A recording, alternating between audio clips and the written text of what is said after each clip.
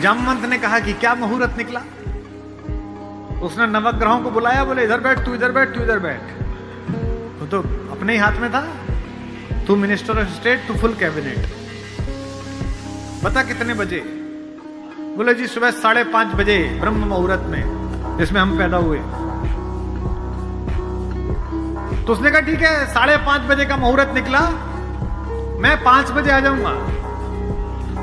जामवंत ने कहा आचार्य हो गया अब तो रावण, आचार्य पूजा के लिए क्या व्यवस्था करनी है, क्या सामग्री लाऊं? उसने कहा आपके यजमान, मेरे यजमान जंगल में हैं, अगर यजमान के पास पूजन सामग्री ना हो तो पंडित का धर्म बनता है कि वो पूजन सामग्री लेके आए, तो मैं लेके आऊंगा। उसने अपने पुत्र मेघनाथ को जगाया, इंद्रजीत को, और कहा बेटा अशोक वाटिका जाओ, अशोक वाटिका जाओ और सीता से कहो मैं उसे मिलना चाहता हूं, एक विशेष प्रयोजन है। थोड़ी देर बाद खुद पहुंचा और कहा सीते, तुम्हारा पति राम लंका विजय का यज्ञ कर रहा है, उसके पास पुरोहित नहीं है, कल सुबह मैं उसका पुरोहित बनूंगा, लेकिन एक विवाहित व्यक्ति की पूजा अधूरी है अगर उसकी पत्नी उसके पार्श्व में ना बैठे।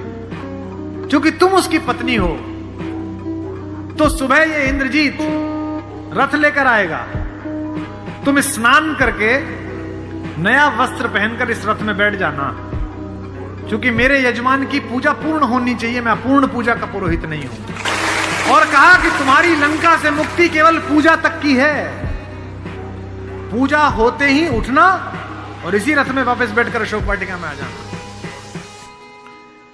क्या तो सीता, क्या राम और क्या रावण, क्या कहानी है।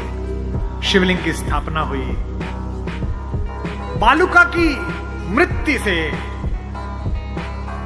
एक विग्रह बनाया राम ने अपने ओजस्वी हाथों से।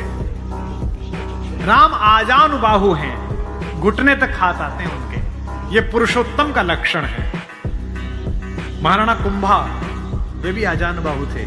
कभी कुंभलगढ़ के किले में जाइए, 3 फीट का शिवलिंग है, नीचे बैठ के अपने ही हाथ से लोटे से रुद्राभिषेक करते थे बिना उठे। वे भी सूर्यवंशी थे, राम आजानुबाहु थे। उन्होंने अपने बड़े बड़े हाथों से शिवलिंग तैयार करा, धोती पहने हुए, तिलक लगाए हुए तेजस्वी रावण पहुंचा।